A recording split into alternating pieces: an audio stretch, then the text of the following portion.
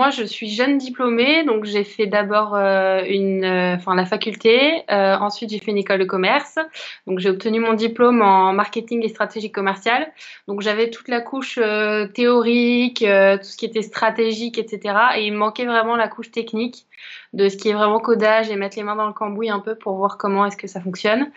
Et c'est pour ça, du coup, que j'ai fait la formation Apprendre à coder avec John Coder. Et donc, du coup, j'ai vraiment appris toutes les bases du codage.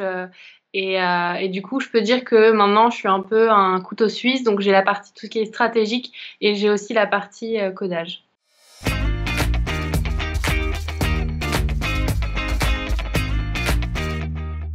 J'ai essayé de regarder des tutos, etc.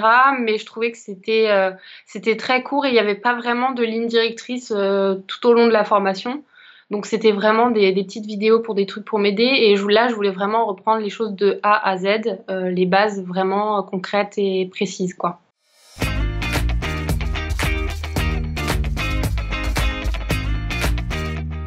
Mon site web perso, mon CV en ligne, je l'ai montré d'abord à ma famille qui m'a fait ses remarques, donc je l'ai amélioré un petit peu en fonction de tout ça. J'ai changé la photo qu'on trouvait pas forcément très pro.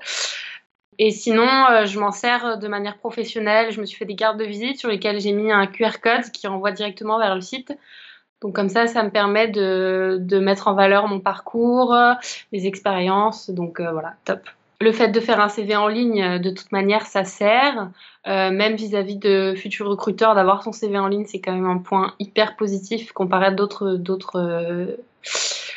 candidats qui n'en auraient pas, surtout quand on fait du web marketing et du développement web.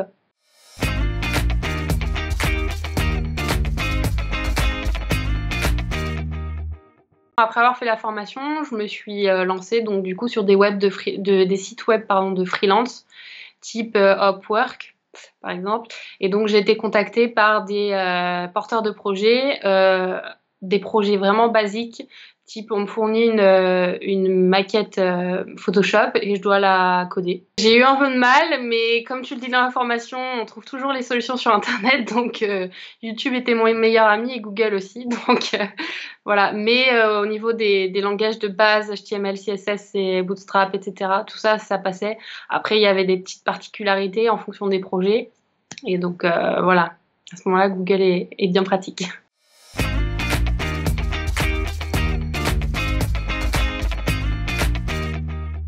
Bah déjà le fait que ce soit super bien expliqué, c'est vrai que c'est un langage qui est compliqué, donc c'est hyper important d'avoir un prof qui se met au niveau des élèves qui ont zéro connaissance dans ces domaines-là. Donc ça, c'était hyper important.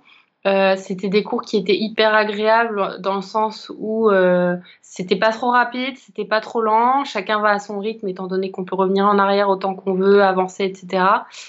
Donc c'est vraiment adapté à des gens, chacun va à son rythme. La partie théorique, je l'ai trouvée très très claire. J'appréhendais vraiment la partie théorique parce que c'est un langage que je connaissais pas du tout. Mais étant donné que c'était hyper bien expliqué et qu'on avait la partie pratique en même temps, ça allait tout seul. C'est vraiment un coaching personnalisé à la maison par un super prof. Donc vraiment au top, quoi.